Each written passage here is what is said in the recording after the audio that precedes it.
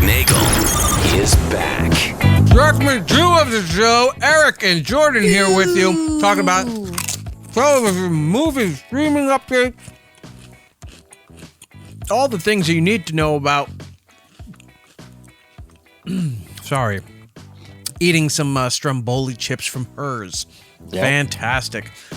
Segment 2. Television, movies, streaming updates. And we talk about all the stuff that came out. We got some Comic-Con news, some reveals, other stuff going on.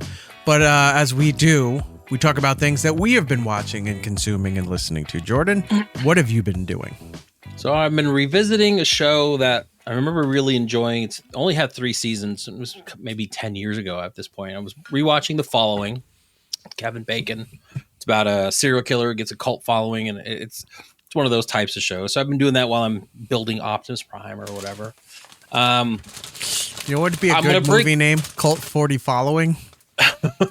No, it would be pretty good. Good. I'm going to bring up a show that I didn't think I was going to enjoy. It's a movie. And I had a feeling that maybe I might get some pushback, some guff, as it were.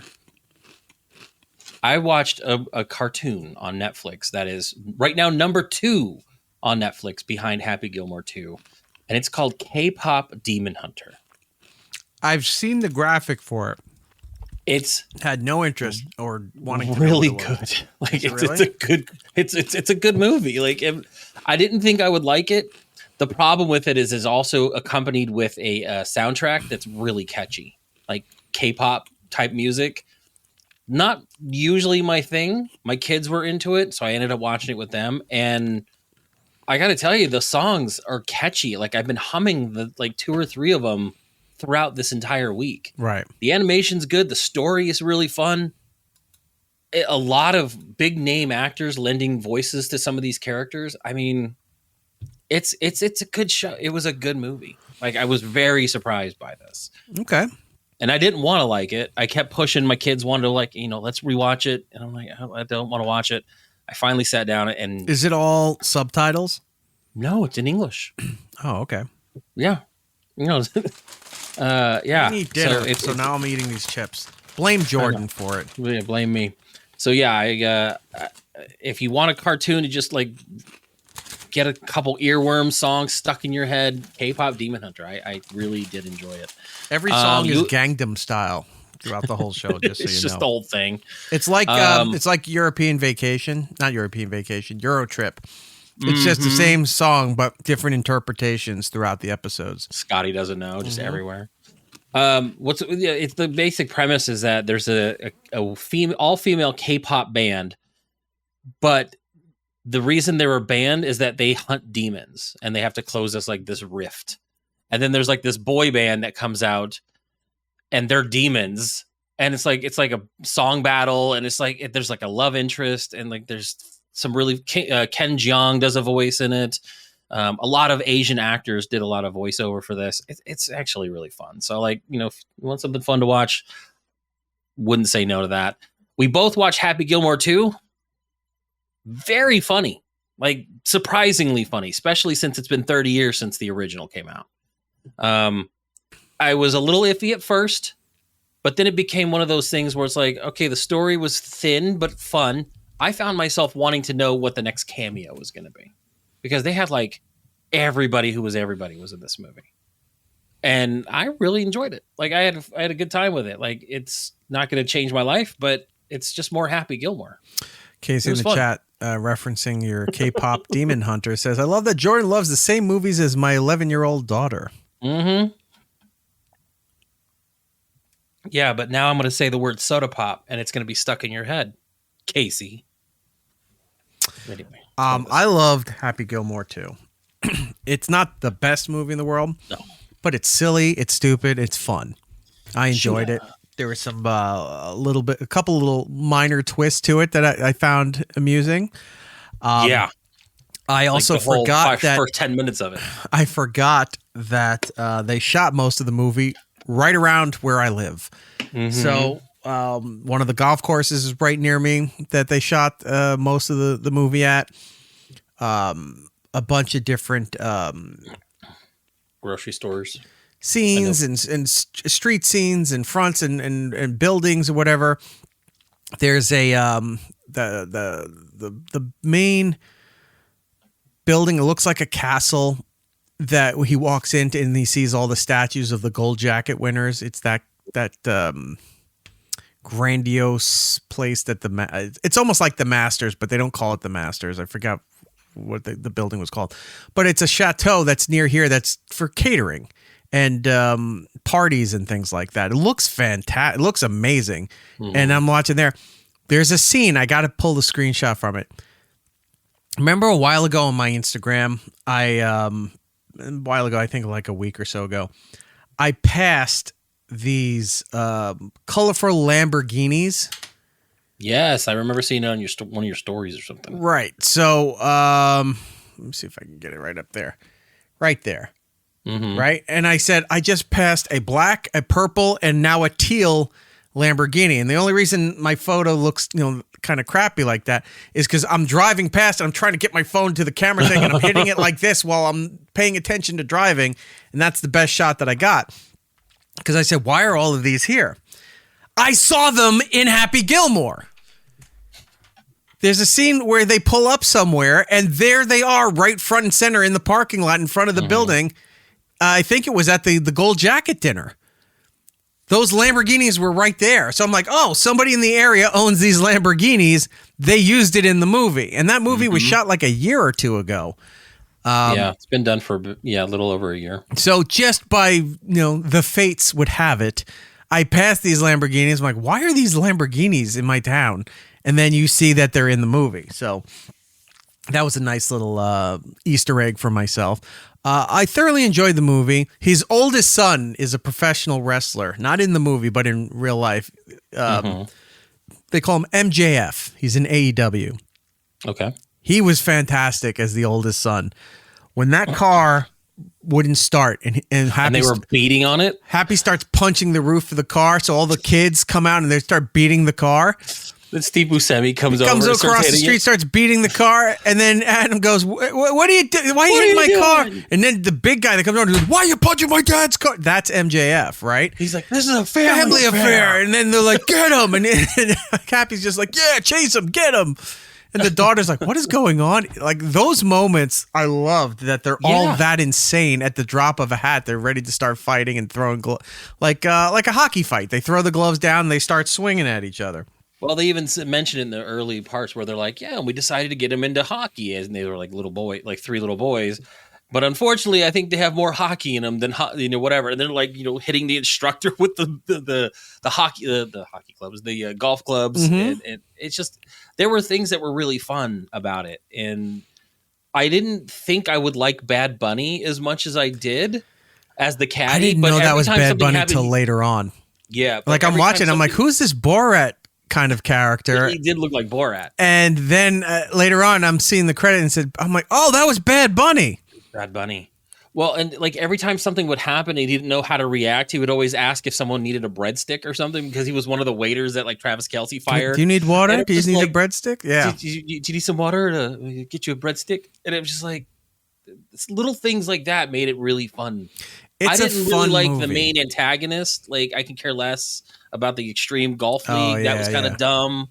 But overall, like I had fun watching it. But like, they took a page from the karate, what was it, Cobra Kai. You needed a bigger bad than your big bads used to be in the original movies or whatever. You needed a way to bring him and Shooter together. So they needed to have a common enemy who would be a bigger bad than Shooter was. And that was the whole thing. He was just a plot device to move things around. Sure. But I recommend it. A lot of people didn't. It was fun. A lot of people were like, "This sucks. It was terrible." It's like everyone's expecting to be everything needs to be like a grade A Tom Cruise style, level of a movie. You can just like silly, dumb things, and that's what it was. Literally Happy Gilmore. It was a silly, dumb movie that was a lot of fun and very enjoyable. So go give that a chance. Anything I like else? that they had a lot of like golfers in it, and John Daly was like a main person of the entire show. Like he was Uncle John Daly. Just living in his garage watching old TV shows. I was trying to figure out if that couch was the couch from Wayne's World. Yeah. But I there was no way I could prove it or not. It probably isn't because Wayne's World's 30 years ago. But so after watching it, what was your favorite? Like, do you have like a favorite cameo? Because I have one, and it was probably my favorite. I wanted to see if it was yours too. Let me see. I'm trying to think of the guy's name. Oh, see, if you have to think of the guy's name, then it's not the same one I'm thinking of. Scotty Scheffler. Okay. Was he the golfer? He was the golfer that, remember, he got arrested trying to go to his own tournament because he went around a different police barricade, and they pulled, like, he got out of the car and they arrested him for whatever, and then he went to jail for the night and still got out the next morning to get there for the tournament.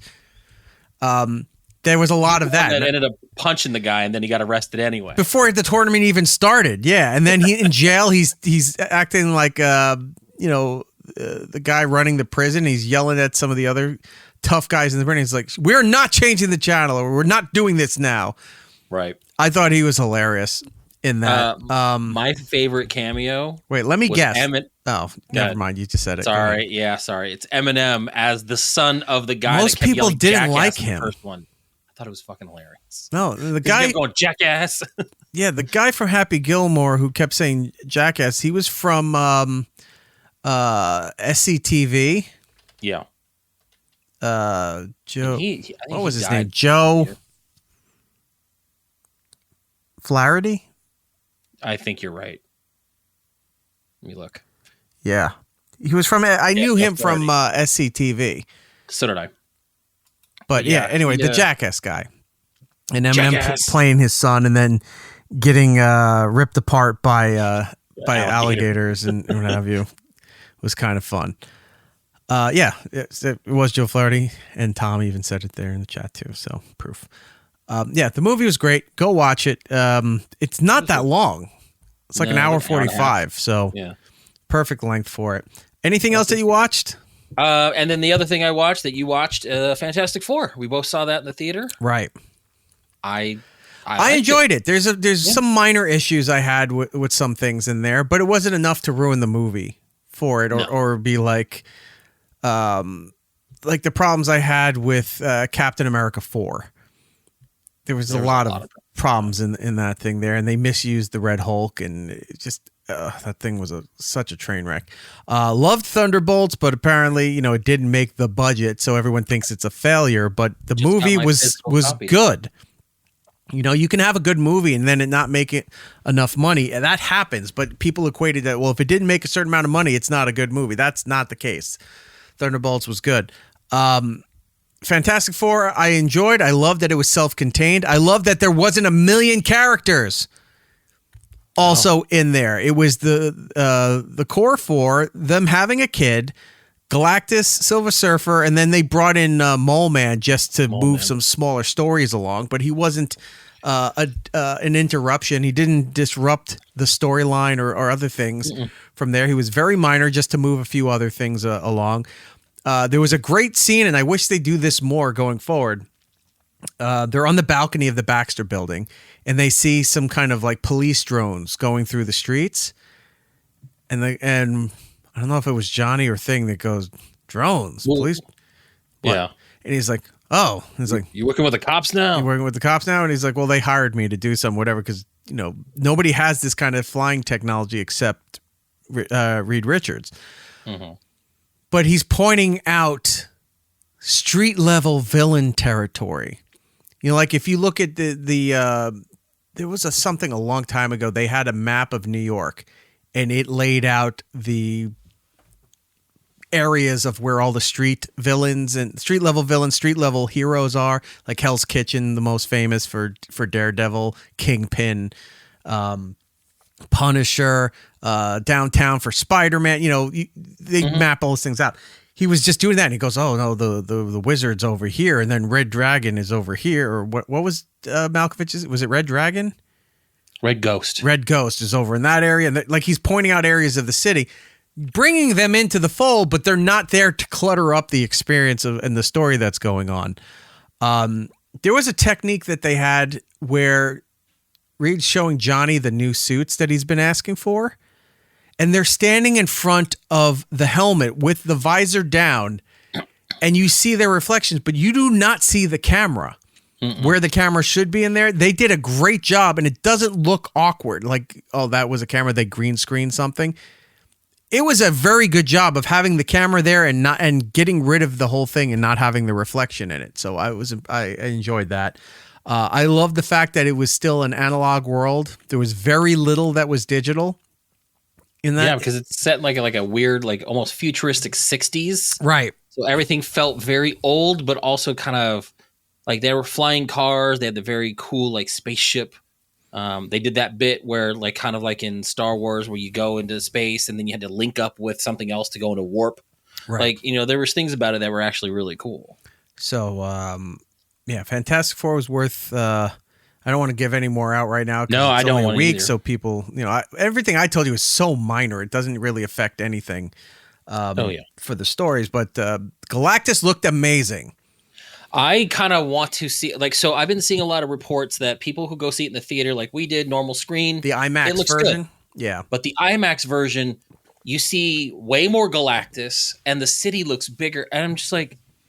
It's rare for me to want to go to the IMAX and spend the extra money and do all this stuff and go out of my way because they're not like ever close to anybody and see this, but I kind of want to see it on the IMAX. Yeah. Like just to see the scale of it because Galactus is huge and it looked cool.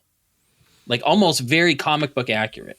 You know, they did the more updated tones color wise, but if you side by side the old 60s version of Galactus and him, the outfit looks the same. The headpiece looks the same. The guy's voice was fantastic for the character. It was awesome. He looked good. It looked realistic for a non-realistic character. There was a couple of little things with him that didn't make sense, or you know, it's just like seemed like not the right choice to make. But is what it is. The rest of it we'll get to at another time after it's been in the theaters for a week or two.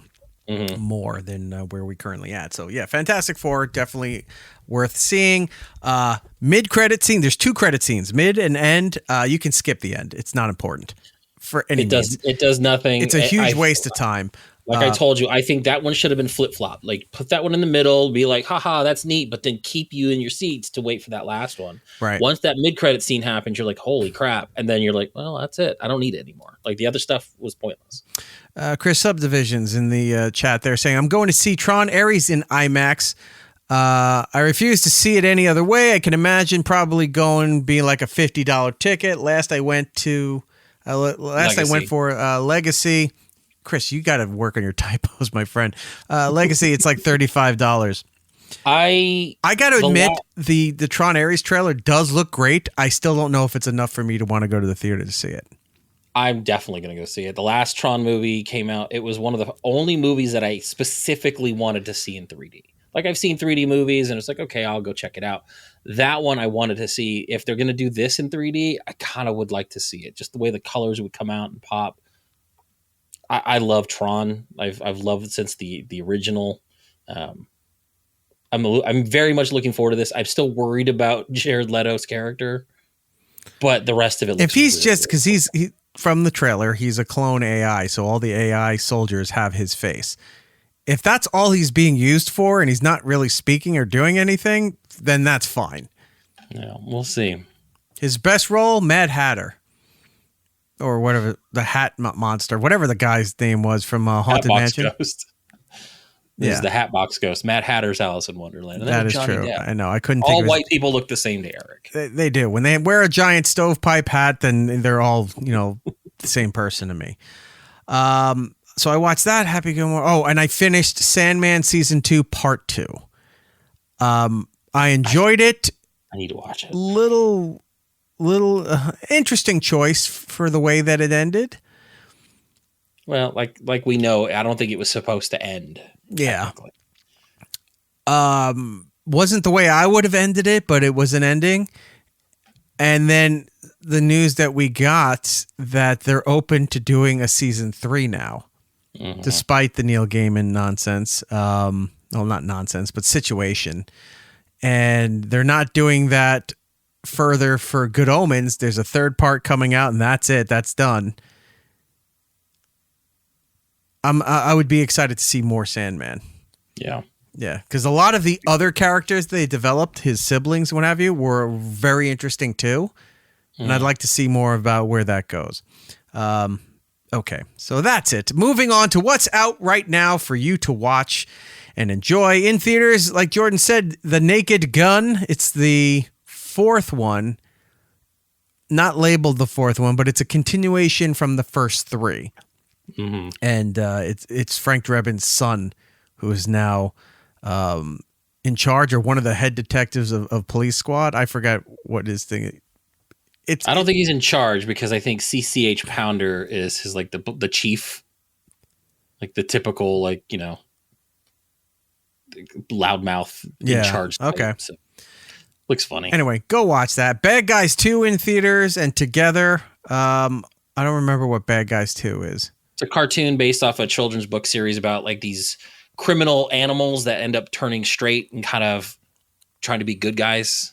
Oh, okay. So, nope. It's cute. The cartoon was cute. Good for kids. And then Together?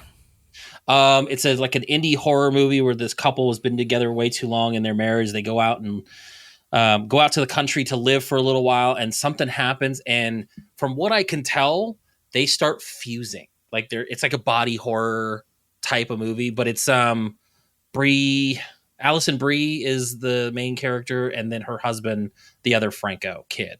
Dave Franco. Dave Franco. I heard about this movie. Yeah, it looks wild. I heard that this movie was lifted. The script was actually taken from somebody else. Really? Yeah, hold on. Somebody was just telling me about that. Yeah, it looks very. This is something definitely up Gittles' alley. It's very body horror-ish.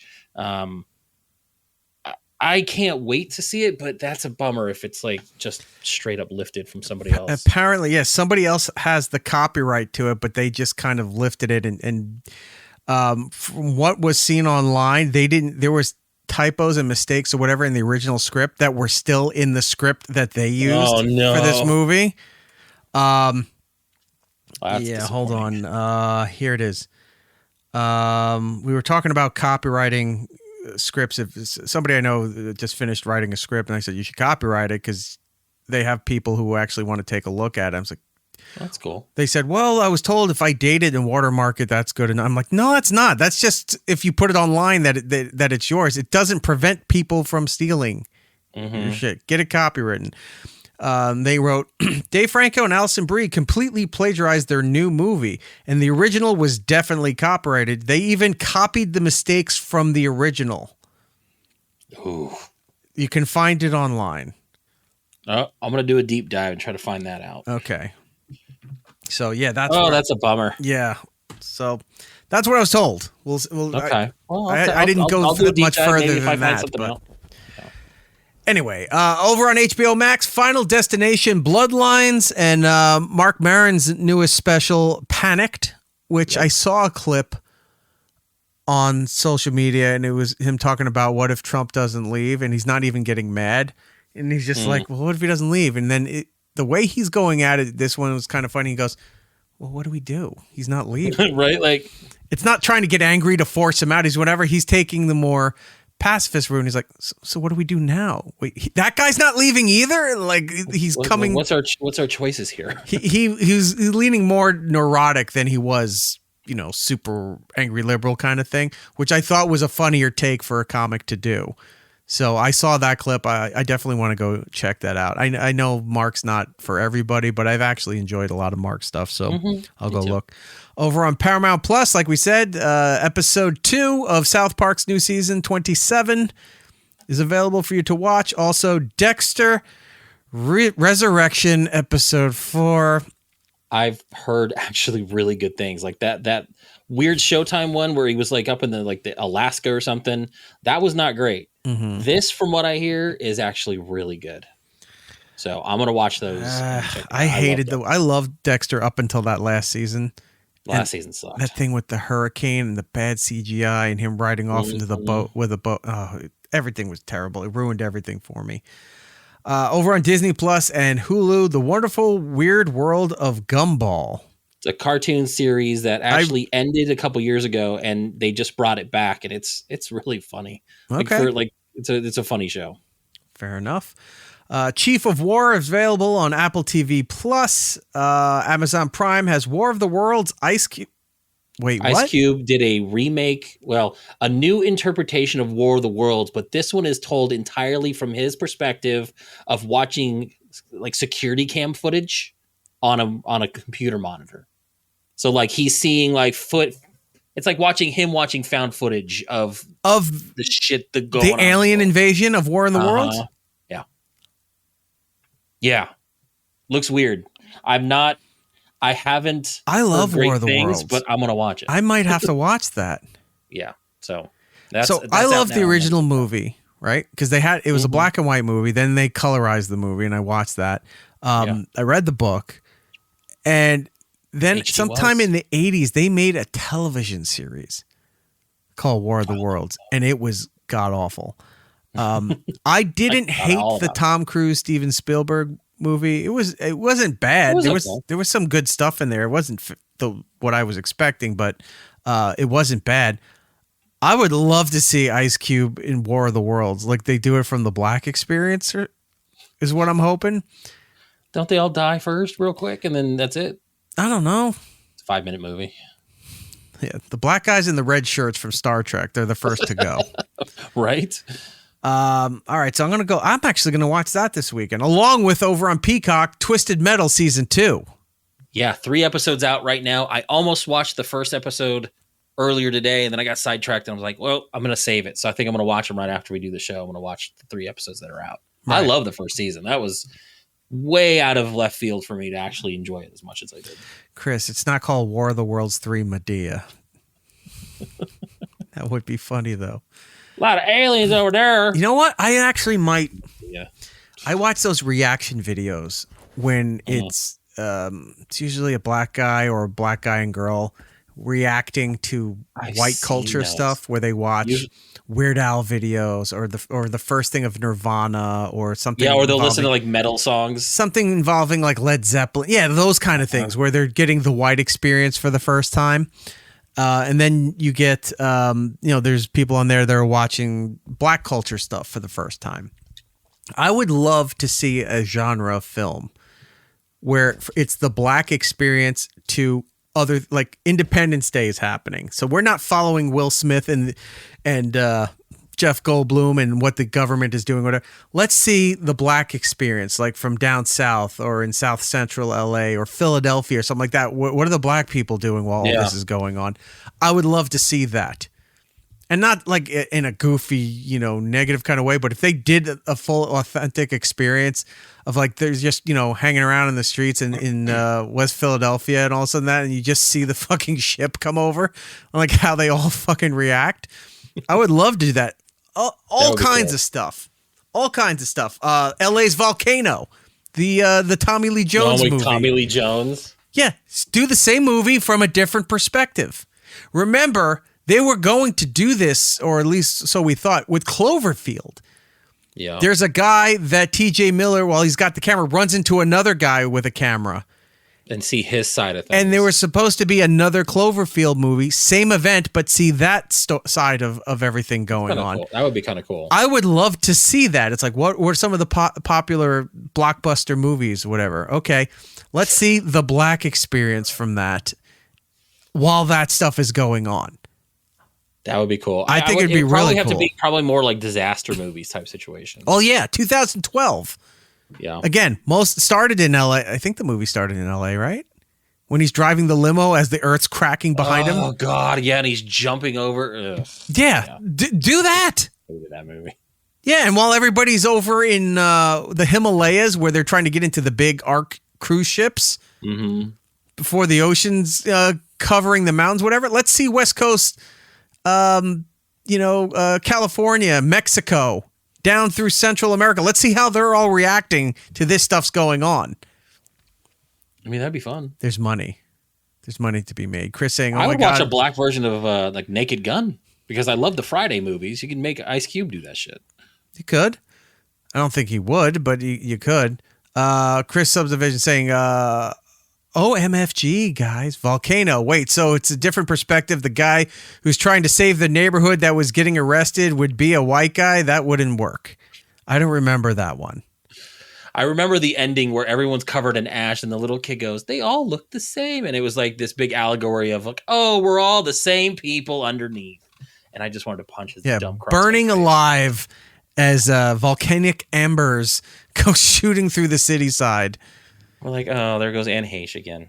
Yeah, the La Brea tar pits spilling out onto all the major highways. No longer just tar, but full-fledged flames and lava engulfing the city. Oh. Something to think about. Also, you know what you do is you do Friday. It's still in the same neighborhood, but in the distance, you see all this fucking crazy shit happening. Like the spaceship from Independence Day is coming over, and you're still trying to figure out why you got fired on a Friday on his day off. Like it's just like you see shit happening in the background of all these. He's fighting Debo for the bike. And then you just see the ship shoot through that giant building in LA where all the people were up there like welcome visitors. Mm-hmm. You see the building blow, whatever, and that's when when Ice Cube leans over and punches tiny Zeus Lester out. Oh, that would be so funny. My God, that would be funny. You know who could do that? The companies that own the rights to these movies. Like, what's in your library? How do we take that movie and put it into the background of this movie? Not the focus of it, but like make a special edition. Like you said, Friday, but Independence Day's happening. LA just blew up in the back. Something like that. Oh my God, that'd be fucking great. That'd be so fun. All right. Also on Peacock, like we said, Twisted Metal Season 2. It is the 38th annual WWE SummerSlam this weekend. With events on Saturday and Sunday nights. That's August 2nd and 3rd. Available again on Peacock. It's 20 minutes from where I live. Oh, really? Yeah, it's over at your address. It's over at MetLife Stadium where the Jets and the Giants play. I was going to do something with the kid this weekend, and I was like, she likes going over there. They got the animals that you can rent, and they can drive around on the floor. She likes doing that. They've got all kinds of like miniature golf in there. They have an Angry Birds miniature golf. They got a Dayglow mini golf thing. When you go in there, it's all black lights and what have you. So I was like, oh, maybe I'll take her over there. And then I realized they're also hosting the WWE pre-parties and stuff in the mall. So that means all parking, like the last time I went, shut down. You get those gravel lots so far away from the mall that you have to park in, and then walk about half a mile to get into the mall because they close all the parking there except for event parking. So if you want to park at the mall in the parking garage, you can pay $27 to $30 for event parking, and even though you're not going to the event, so you could park at the mall where you should be able to park, or they close that all off, and you can go about a mile to the gravel lots with a chain link fence and chance your luck there. And hopefully your car isn't keyed or stolen or whatever by the time you get back from the mall. So SummerSlam this weekend, and over on Video On Demand, 28 Years Later and Life of Chuck are all available for you. Next week, Wednesday, Wednesday Season 2, the Addams Family series that Netflix has. If you haven't watched that, it's actually pretty good. I liked it. So Season 2 available there. And then next Friday, Freakier Friday, which is what? Sequel, whatever. Sequel to the Freaky Friday with Jamie Lee Curtis and Lindsay Lohan, right? Mm-hmm. And then Weapons, that horror movie, which is getting a lot of good reviews. I actually really want to see that one. All right, should be fun. Should be fun. All right, so now we need to go to Jordan with entertainment news. It's the first time hearing that. It's pretty funny. You know what that is? The Morbid podcast is moving to Sirius XM, a multi-year deal. The crime podcast Morbid is moving to Sirius XM from Wondery, which I believe is on version of all these podcasting conglomerates. Mm-hmm. Signed a multi-year deal with Sirius XM, which will have an exclusive advertising rights for the audio and video editions of the podcast. The show, which premiered in May of 2018, is hosted by two people. I don't care. Two fact checks. basically they became top of the charts in the crime podcast. They've not disclosed the financial terms. However, this is the latest popular podcast acquired by Sirius after it signed major deals for Smartless, Alex Cooper's Call Her Daddy, and true crime podcasts including Crime Junkie, Dateline NBC, and Rotten Mango. See, they were smart not to reveal the price tag this time around because they were flexing nuts the last couple times. $100 million deals, like four different $100 million deals. That was the big thing. Now they're not revealing it anymore because their profits are down. They had a all hands meeting several weeks ago where the second thing they said in their meeting was like, I'm going to paraphrase now because I forget the exact wording, that they can't deny that there won't be more employee terminations before the year is over. That's how you start your meeting off. Nobody asked the question and you're addressing that. It's not like everyone's yelling as you're trying to start the meeting. What about the layoffs? What about like that? And then you have to address it. They started off with that and then went into what they got planned coming for the rest of the year, I guess, with the company. So great. Another price tag, hefty price tag for these hefty women hosting this podcast. And that means more people are going to get let go or channels get cut or whatever. But I'm not surprised by anything they do anymore. I know. Well, I will be surprised because Howard's done this year. If they don't re-sign Howard, that I actually will be surprised about. Yeah. All right. So we talked about Happy Gilmore. The second one broke records on Netflix over this weekend. 3 decades since the last movie came out, which is wild. According to Netflix Top 10 release Tuesday, the film amassed 46.7 million views in the first 3 days, making it not just the best opening ever for an Adam Sandler Netflix film, which is a weird thing you have to say, but it's also the biggest U.S. opening weekend for Netflix film, period. The original also came in at number 3 on the weekend's chart with 11.4 million views.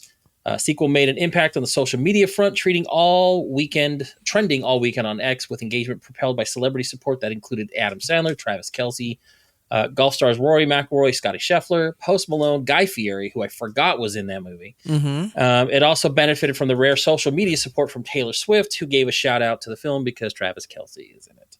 But yeah, it was popular all weekend. $46.7 million. Yeah, everybody was talking. Chris is right. Happy Gilmore was honestly talked about everywhere. Social media, just in regular conversation, whether you liked it or not, everyone was talking about that movie. Yeah. So good on them. Good for Netflix. It was whatever you think about the movie, doesn't matter. It was a gamble that paid off. And it'll do well. Adam's pretty much, I mean, they're not all stellar movies, but I don't think any movie that Adam made for Netflix didn't succeed by Netflix standards. Like, I'm trying to remember all of them. I know they're going to promote. They're going to promote in about 2 months' time. They're going to start the push for Hubie Halloween again. Oh my god, I forgot about that movie. Yeah, I don't think I ever saw that one. It's not bad. I know Chad really liked it. Hubie Halloween isn't bad. He has those murder mystery movies with him and Jennifer Aniston. There's 2 of them. Yeah, I don't think I saw the second one. No, he did another one called Blended, I think, with Drew Barrymore. That was like a huge ordeal where they're like, oh, they're reuniting. Yeah, I don't think I saw that either. All right. Anyway. I know he did a Western. It was terrible. The new James Bond movie has a writer finally. The Peaky Blinders creator Stephen Knight is going to write the new James Bond movie for Amazon MGM Studios. He is most notably known for creating Peaky Blinders, starring Cillian Murphy. He also wrote the screenplay for the film Eastern Promises, which I love that movie. I don't know that movie. Oh, it's so good. But yeah, so we got a writer, we have a director. So next thing you know, we're going to start getting a lot of talk about who they're going to cast. So we'll see. We'll see how that goes. I know how much you love the hostile movies and torture porn movies and scary movies, Eric. Well, guess what? They're making a TV series, which I just do not understand because, frankly, those movies are horrifying and gross, even for me. And I love those kinds of things. We used to have Eli Roth on the show quite a bit. Yeah. So he's developing a TV show for Peacock based off the Hostel movies, and it's going to star Paul Giamatti. None of this makes sense, but we're getting that. He's done with the Art Bell movie, so he needs something to do. Yeah. Well, I just saw him in a trailer for the new Starfleet Academy show that they're doing for Paramount. And he plays like a half Klingon. I'm like, oh my God, Giamatti, what are you doing? That Starfleet Academy I had high hopes because the last few Star Trek projects were haven't terrible. been bad. Picard's third season was the only thing that saved Picard. It was one of the greatest. It made me cry. Everything for the longest time. And I was a big Star Trek fan growing up. I loved the movies. I loved Next Generation. Didn't mind Deep Space Nine. I tried Voyager. Never really got into it. But it all fell apart once the Scott Bakula one came out. Enterprise, yeah. I lost interest in all Star Trek stuff. And then every time I'd go back and take a peek, I'm like, what are they doing? This is terrible. I heard good things about the Lower Decks or whatever, but I never went to watch that. I had hopes for this, and I saw that trailer, and I looked and I went, oh, this looks not good either. But I know. Whatever. Oh, well. Moving on. So it's going to be, again, like I said last week, every week's going to be something new. So we're going to talk about Skydance responding to various centers coming out and saying that the company is not complying with anti-bribery laws. Is not? Yeah. So the senators said that the company was. All right. Could you imagine the balls on them? They're like, we weren't. We don't give a shit about your antitrust laws. We'll do what we want. We're Paramount. We do what we can. We had the Godfather once. I know, once. Skydance. Where's Robert Evans? Dig up Robert Evans, bring him back, and have him sort out this whole merger. No. They responded to a series of questions from Senate Democrats declaring that it complied with anti-bribery laws. Throughout its history and during the review of the proposed acquisition of Paramount, Skydance has fully complied with all applicable laws, including our nation's anti-bribery laws. Skydance's chief counsel wrote to Senator Warren, Sanders, and Senator Wyden. Skydance was neither a party to the lawsuit nor Paramount's settlement of its litigation with the president. Paramount has full discretion to settle any outstanding litigation unrelated to the transaction for up to $50 million without Skydance's consent. Paramount requested consent to one of its settlement terms that CBS News would make public transcripts of interviews with presidential candidates. CBS's decision to cancel The Late Show, McKinnon wrote that the company was not involved in the decision. She wrote that Paramount did provide notice, but only after Paramount reached its own independent decision and shortly before Paramount publicly acknowledged the cancellation. The deal is expected to close next week, August 7th. So they are denying any involvement with Stephen Colbert's firing or with the show being canceled completely.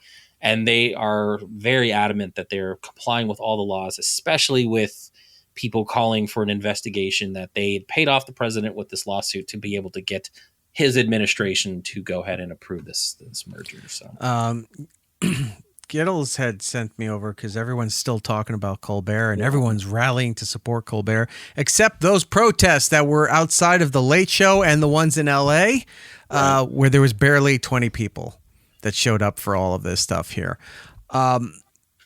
If the writers are really that upset about all of this stuff here, they should be out there protesting. I know they got to work, but they could all rotate and go out there, protest for an hour in front of there to make it known and then go back to work. Because you can't fire them at this point. When you said the show's going to end in 10 months, you can't fire them without cause for all of that. Gittles sent me something about a new article about Colbert that his numbers have jumped up greatly. Oh, sure. Ever since all of that stuff. But yeah, it's superficial. We're like a week and a half removed. It's not going to be that big of a deal. So according to Nielsen's Live Plus 3 data, Colbert captured an average weekly share of 12.63% among total viewers last week.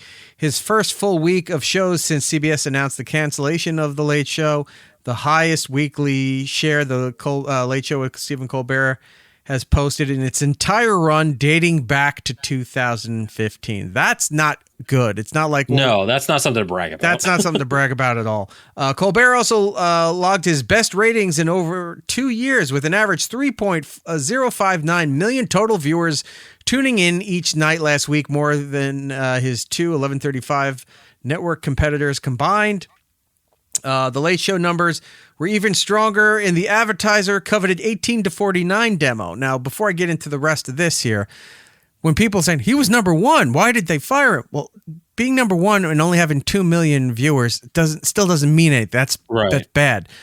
Then when it was revealed, the breakdown, the coveted advertiser demo, 18 to 49, Fallon, who was in third place viewer-wise, was beating him in that demographic than Colbert, because Colbert had averaging 2-something million.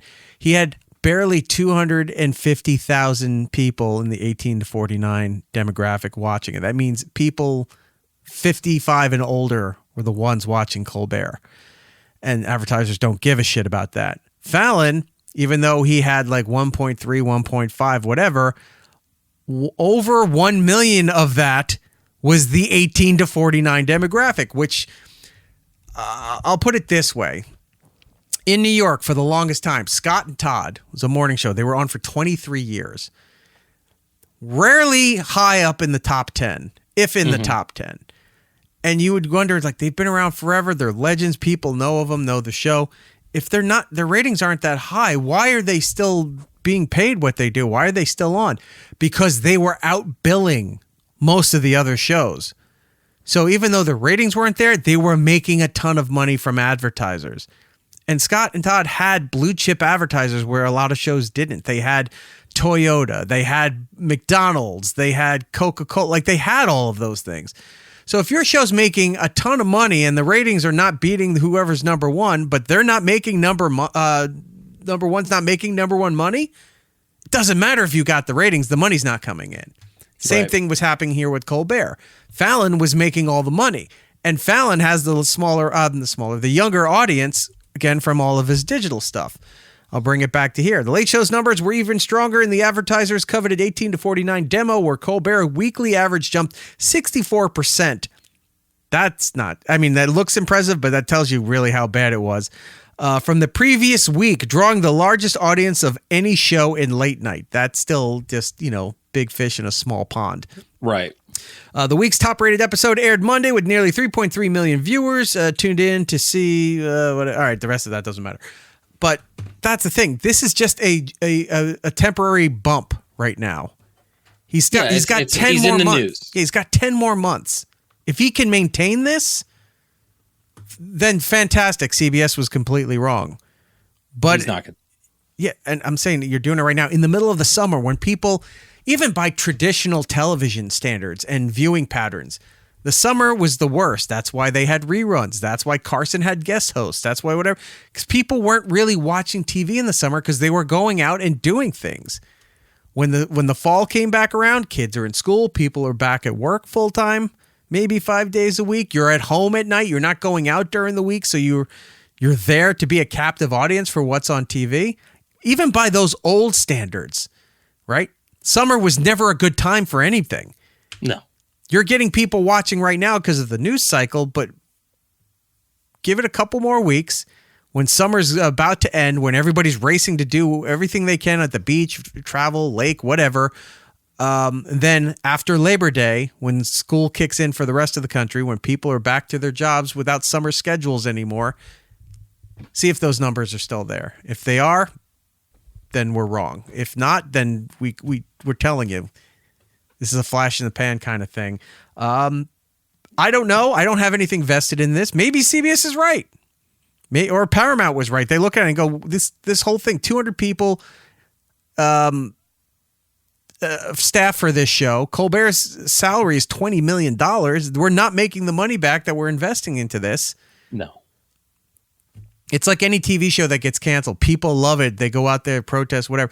There was a TV show that my mom liked, and this will tell you. It was on CBS. I think it was called Jericho. Oh, yeah. I remember Jericho. Right? Skeet Ulrich. Good show. Okay, so yeah, that is the show. So it got canceled after the first season, and there was something to do with peanuts on the show that people actually rallied together online, signed petitions, but then sent like a dump truck worth of peanuts to the lot and dumped it out in front of the lot to make a statement that they want this show back. The network changes its decision, brings the show back for a second season, and it still fails. Mm-hmm. And then nobody protested after that thing and it got canceled again. So it did 2 seasons. But I remember that was something that people actually, it seemed like the network made a mistake. It could have been just one of those shows like how TV shows used to be in the 80s. Cheers was dead last. Seinfeld was dead last in their first couple seasons till they hit their stride and then they shot up to number 1 or at least top 5. Right. That could have been the same thing with Jericho. People complained, did nothing. People complained, the show got canceled. They bring it back and people didn't bother to watch it and then it failed again. Anyway, enough of that. Moving on. All right, we're going to run through some quick San Diego Comic-Con news because that is basically how this works because there was nothing from San Diego Comic-Con this year. So first little blurb is Coyote versus Acme. We know we've been talking about that coming out. They finally have a release date, August 28th, 2026. It's actually coming to theaters. They did a little panel about it. I guess they showed footage. People were loving it. Again, though, I don't know if it's people are rallying behind this because of the controversy about it getting canceled or if it's legitimately as funny as it's saying. Well, I'm still going to see it. Here's what they have going for it. The other Looney Tunes movie came out that they didn't promote at all. No, and everyone loved it.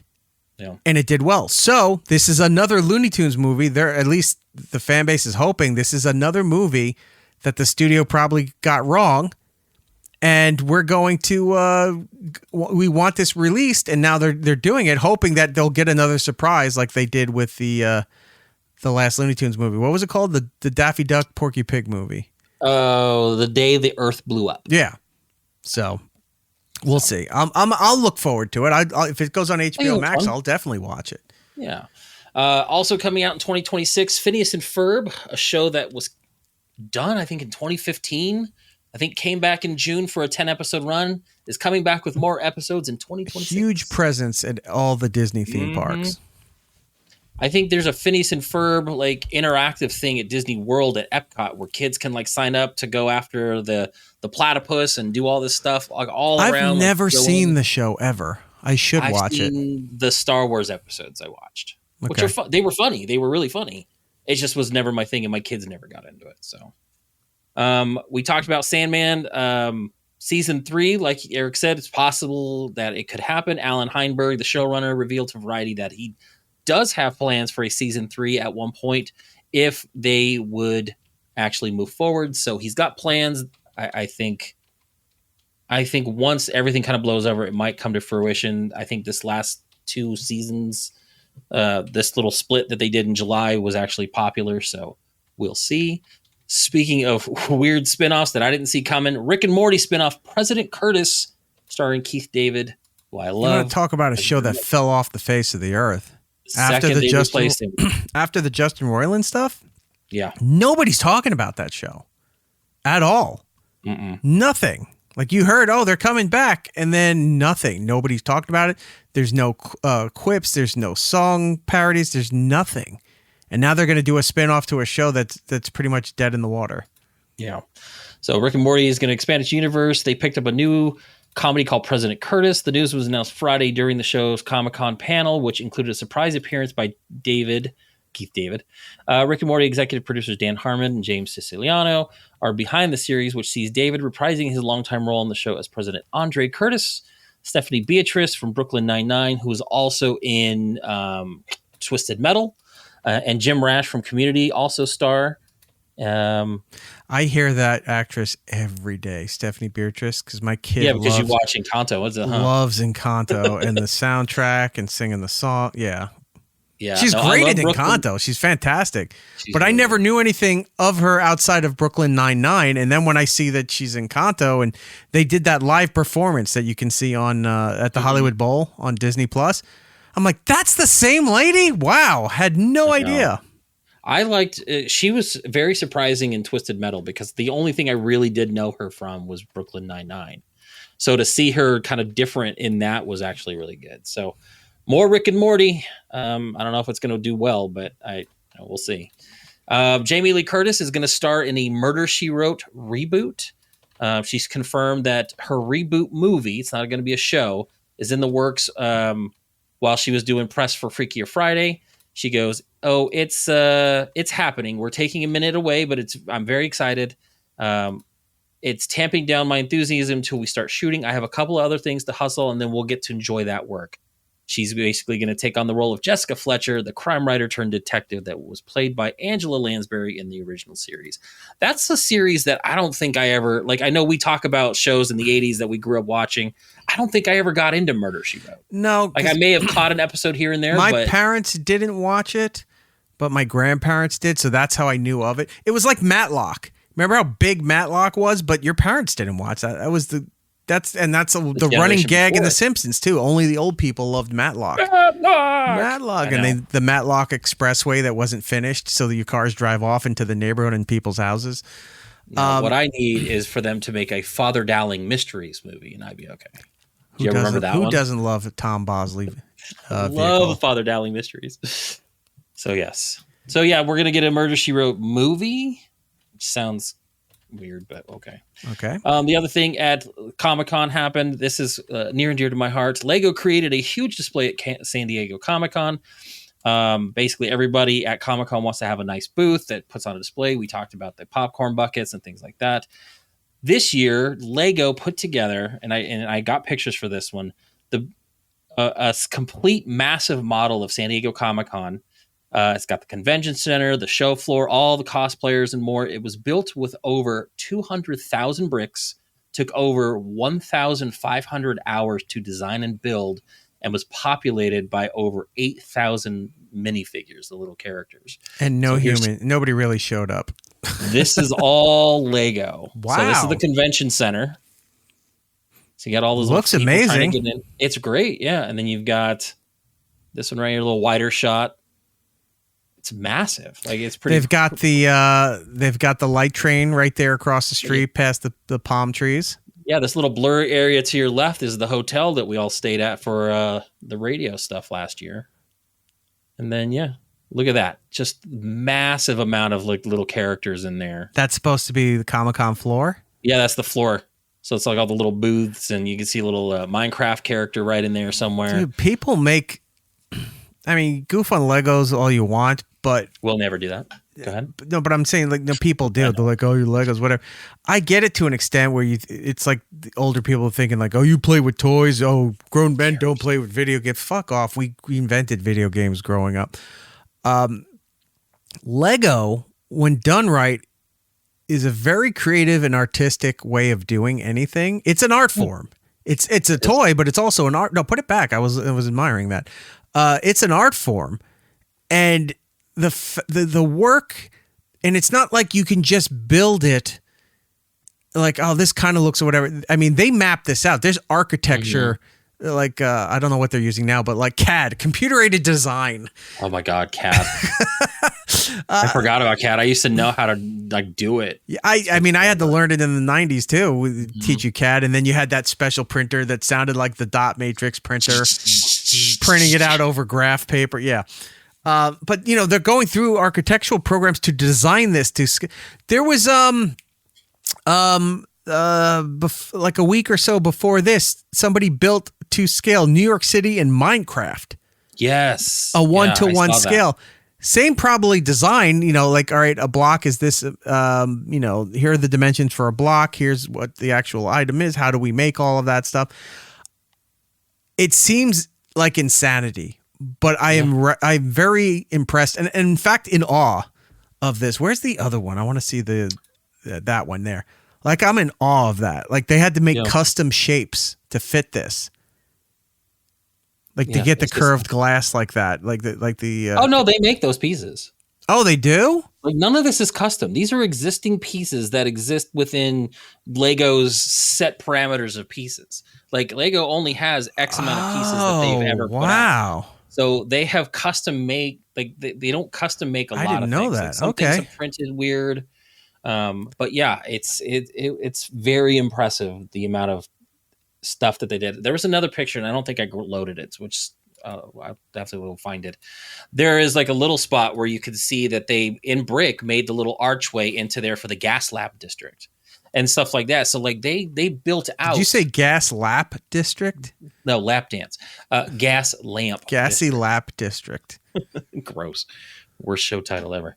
But yeah, so that was pretty cool. It was probably one of the bigger highlights of San Diego Comic-Con. I got to say, this was very lackluster with Marvel and Disney and Star Wars and none of that stuff being there. They didn't really have a big DC presence. They did Peacemaker. No. But that was about it. Yeah. Well, they did announce they released the trailer for season 2.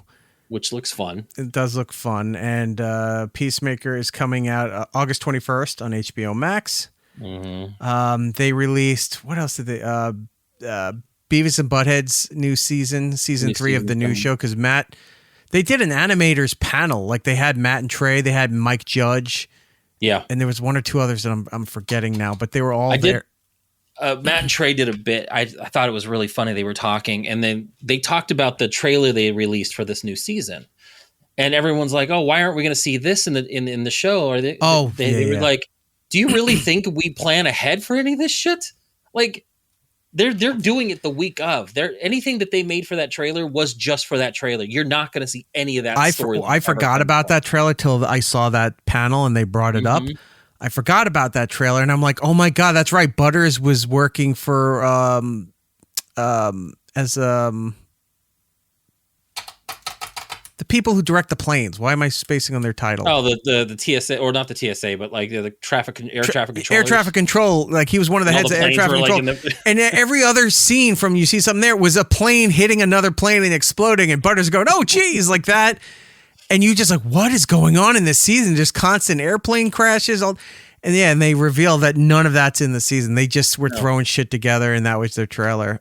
Yeah, I think that's a brilliant trailer, so they made one, and then that was it. You're never going to see any of that stuff. So yeah, very funny. I know they showed a lot of the new Predator movie coming out, Badlands, which after seeing a full trailer of it, I'm kind of in. I saw the trailer in front of Fantastic Four, and it worked out good too because our pals over at NECA were able to debut their new figures and stuff for Predator Badlands and everything because the announcement was being made at the convention. So so a lot of cool toy stuff coming out of that. But yeah, as far as like any news, any big reveals, no shocking moments like, oh my God, like last year we had Robert Downey Jr. coming in. Yeah, there's nothing.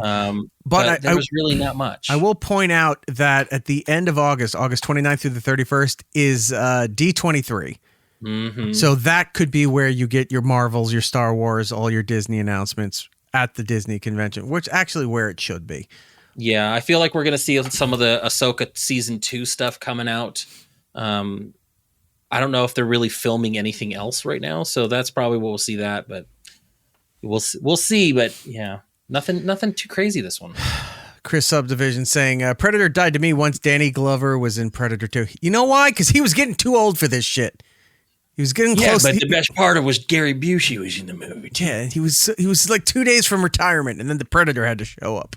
Isn't it weird when you watch those movies? He's like, I was 2 days away from retirement, and he's like 41 in the movie. I'm sitting there like 46, and I'm going to work for another 25 years. Here's the thing. They grade his hair up in that movie, and he looks like how he looks now. And he's like, I'm getting too old to shit. I'm close to retirement. And that was, I guess, the whole 20 years on the force you could retire rule. Yeah, you go back and look at some of those things when they talk about being, Cosby Show. This ties back into the Cosby Show. So we talked about Malcolm Jamal Warner. By the way, the clip is up there, our little tribute to Malcolm Jamal Warner. Please watch it. Reflecting on the Cosby Show and how important it was to us growing up in the 80s. What a big part of our lives the Cosby Show was. I went through and did a massive deep dive, and everything we referenced, I matched up with the clips from the show, so it's all mixed into there. It's like a super cut for that tribute that we did to Malcolm Jamal Warner. But by the way, I have to say, I don't do this often enough, and I should. The way you cut that up made me extremely happy. Like the way we were talking about everything, and you would put the little clips in and it would just pop in, no audio, just like pop in. You're getting what we're talking about. It made me really want to go back to watch it. And it really is, I gotta say, like, it really does showcase the work you do put into this. So I loved it. It was great. Thank you. I appreciate that. The point where I'm tying all this in is the Cosby Show. In the first season, Yeah, they're talking about. There's the scene with the. He's eating because we were talking about how he was always eating sandwiches all the time, the hoagies, if you will. It was weird because they're from the Brooklyn area, but he's saying hoagie because his Philly root. I also found out too a couple other things he was talking about. Near soda, he kept talking about. It was a Philly thing as well. It was like a rosé kind of soda. Interesting. Which was a weird, outdated thing. Point being that there is a scene where he's making this sandwich, and I think I have it right here. Love this. Listen, it never fails. You get a woman who's 4'3". Well, I'll skip through ahead of here. She's talking about Relax, Bob a friend does of not theirs need the that's bypass having angioplasty. The doctor unplugged that artery with a little balloon. Oh, the angioplasty. Yeah, that's it. Well, anyway, he's up and around. And in a couple of weeks, he'll be back to work. Good for him. You know, I was talking to his brother, and he says that he thinks it has Look a at lot the sandwich to do he's with the way Bob making. eats. I do this. Yeah, I would believe that. You know how you like those fried, greasy foods? Of course. Oh, and the fat. The man practically lived off of cream cheese, butter, and eggs. And you know what else he had a lot of? What's that? Salt. Why are you picking on me? Because you're 49 years old. Look, That's it. That's the point I was trying to there. 49. He's 49 in this show. That's frustrating. He looks older. I'm not. Whatever. The 80s were different. Like we've seen people in high school in the 80s that looked like they were older than us now. So different time, but man, 49? Yeah. 49 years old. And then like 2 seasons later, they have his big 50th birthday. His parents have their 50th anniversary. And you look at them and you go, okay, they're in their almost 80s. In that show, like they're just about 80. They don't look like they're almost 80. They look like 60 to 70 in there. He's 49 in this thing, and he looks older than that. And you just sit there and like, wow, something definitely did happen where age progressed in a way where your genes don't look like you're old. It's like the old adage of looking back at your parents' yearbook, and you look at all them, and they all look like they're fucking in their 40s. They all had like thick mustaches and they were like wrinkles, aged faces, and whatever, and thick glasses, and you're just like, they're all old. And no, well, that was our high school yearbook. That guy's 18. He looks like he's in his mid 40s. Now you look at everybody, and I mean, it could be just the perspective of being a bit older, but I'll see some of the kids who are growing up around here near me. They're driving. I go, wait, I didn't know that one was driving. Oh, yeah, she's 17 now. She got her permit. He's 18. He's going into his senior year. And you're looking at them and go, they still look like little kids. So I would sit there and go, all right, let me try to see it from the perspective. Am I just seeing it through adult eyes that they look tiny, whatever? But you look at their photos and you go, no, they still look like little kids. Yeah. So I looked at my yearbook. I pulled out my senior yearbook and I looked. And luckily, I guess we were on the cusp of where it was handing over. There's a couple of people there that look old as fuck in the high school yearbook, but everybody else still looks very young. They look like they're kids. They look like they should be 17, 18 years old. And I was like, oh, thank God. So it's like where we were was the transition point to now everyone looks too young. Yeah. And they're older and they look too young. There's a girl in the neighborhood that in a pinch, if I needed a babysitter or something like that, she'll come over and watch the kid for a few hours for something. I think she just turned 21, and she still looks like she's in like junior high or a freshman in high school. And she's driving. She's working, part-time during the summer right now while she's still doing college or whatever. And you look at her and you go, she still looks like a little kid.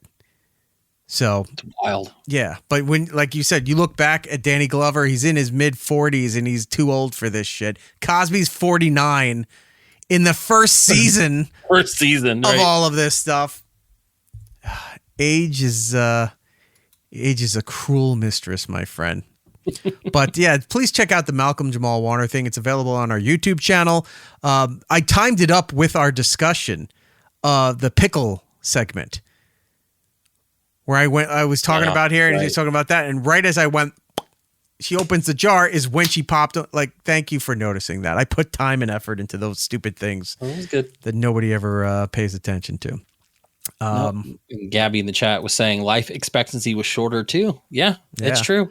Hello, Also, Gabby. Gabby in the chat is in her mid 30s, and you wouldn't know it. So no one looks. I was just gonna point out. I'm like, look at her avatar picture there. She looks too young for being. Gabby looks like she's in her 20s. She's 10 years younger than I am, and it's wild. I'm like, there's no way you're in your 30s. She actually sent me her license once just to prove it. I was like, no, what are you doing? She said, I have some friends my age that do look old, but they had kids really young. Oh, maybe that's what it ages is. you. Trust me. I look a lot different since my son was born. I know. I mean, your So, promotional birthday this photo guy white. says it all. I mean, look how. Oh, I saw that today, and I laughed so hard at work. yeah. I was like, you son of a bitch. So yeah, it was Jordan's birthday promotion right there. I almost thought of like spiking my hair up to look like that, and then have this whole thing of where it's like, I don't look like him. Yeah, you do. So, all right. And last but not least, I figured we always talk about a lot of garbage. I was going to bring something actually really good to the show that ties into all this stuff. Christian Bale has done something that you don't think actors or celebrities do. He built an entire housing village Out of Legos? Out of Legos. I'm tying it all together. Christian Bale has quietly added a new job title, his already impressive resume, home builder in California. He co-founded a project called Together California to build a housing complex to foster youth in Los Angeles County, and it's finally close to completion. It's a 4.7 acre village in Palmdale in the high desert northeast of Los Angeles. It contains 12 homes, 7,000 square foot community center, and open space for gardens and recreational areas. The first 4 homes should open by December or January. When Bale's daughter, Emmeline, was 3 years old, he began to wonder what would happen to kids who didn't have parents to care for them. He did some research on the foster care system and found 2 startling facts. 75% of foster children are taken away from their siblings when they are put into foster care. And LA County has the highest concentration of foster kids in the country. So he soon found this person, McCormick, who was working with an organization in Chicago to build foster care houses. So basically, they built a huge complex and village to help foster kids stay with their siblings and house them together in the same area so that when they move through the foster system, they're not separated and you don't get rid of the kids. I think it's fantastic. Wow. I think it's very... Oh, good very for you! And he's been... Yeah. Yeah. And that's the other thing. It's like, oh my God. Is there a promotional video of this stuff? Can we mix that those audio samples of him losing him yelling at the cast of Terminator Salvation? Yep. But yes, basically he said he's got to do better, and they started working together, and they've been over the past 10 to 15 years they've been building this and getting this permits done and things like that. So something nice to finally to hear and deal with, especially when it comes to actors and all these people. He's putting his time and efforts into good use. So good on him. And then and last thing real quick before we head out, while Eric was talking about stuff, Lego has my order. I will be getting Soundwave. I appreciate everybody. I love you guys. Thanks for all the birthday wishes. Well, you got a few super chats in tonight that should help offset the cost of that. The rest of you, I consider you failures. And I frankly am disappointed. I thought you would deliver much better for Jordan on his birthday. I know emotional support does not equal cold hard cash for Lego blocks, but you did what you had to do. I appreciate all you guys. The ones that did donate for that can ensure themselves that Jordan will have a very happy birthday. With that being said, we've got to do the plugs and get out of here. So, Jordan, as always, our nation's eyes turn to you. You guys can follow me at X, Instagram, Blue Sky, YouTube at Jinx Ronan, Twitch, Jinx Ronan 79. I appreciate everything you guys have done. What else I can have you guys do is if you have an Amazon subscription. Holy shit. Wait a minute. Gabby just donated $20. Super chat there. Wait, that's Mexican money, so that's like $1.380. Look, I would settle for. I don't know what the current Look, with tariffs and everything going on, I don't know what the current conversion rate is. This might buy you a bag of tomatoes. Or at least a 6-pack of Mexicokes. I do not know. Avocados from Mexico, which is something my kids say every time we go to the store. They also sing that Jet 2 commercial. Yeah, you like that video I sent you? Did you like the one I sent you? Yeah, it was great. I love Jeff Goldblum. Anyway, who doesn't love Jeff Goldblum? Oh my God. Chris Subdivisions with $20. Okay, here's money for Jordan. Just take my credit card. Happy birthday again. If we're taking, hold on, get the camera back on both of us. If we're taking the credit card, we're going to the Lego store and we are getting a Crave case from White Castle. Chris, you are welcome to join. It is your credit card.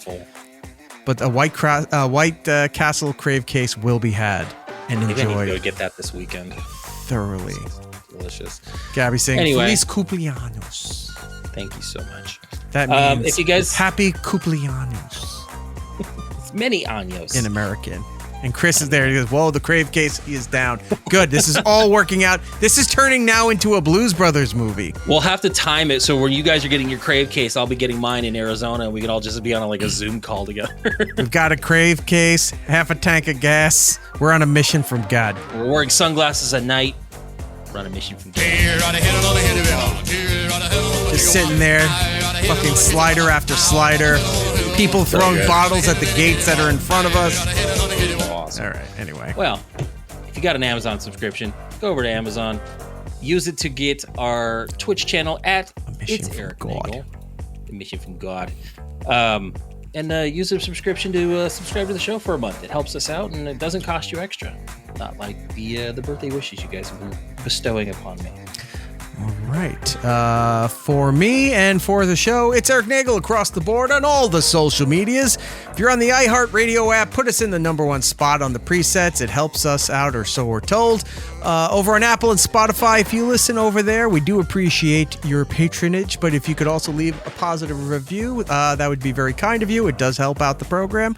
If you want to join us live each and every week as we do this Cluster F, you can join us on Twitch or on YouTube. Our live channels, both there. You like, subscribe. It's free for the time being. Who knows, depending on interest rates and tariffs and everything else going forward. But in the meantime, it's free. So go in there and get you some. And if you can't do any of that stuff and just watch it whenever you have the free time, look, we understand everybody's busy. Not everybody has the free time as we do, and not everyone's as selfish as you are. But we'll make a compromise. You go over there, like, subscribe, any of those videos whenever you feel that you have the time to do so. All right, that's it, right? You get everything? That is, we are good. Okay, we are going to get out of here. Oh, Chris got in under the buzzer. Are you coming to the content resort? I am not. I was not invited, so I shall not be attending. But anyway, until the next time, everybody. Be excellent to each other. And we'll be seeing you. It's Eric Nagel. How you doing, Eric? Sounds good. Alas, we're out of time. Follow It's Eric Nagel on social media platforms. For ways to watch and listen to the show, or join us for the live shows, head over to itsericnagel.com. Yo, and remember to tell 2 friends, so they can tell 2 friends, and they can tell 2 friends, they can tell 2 friends, they can tell 2 friends. You get the idea. Keep it real, homies.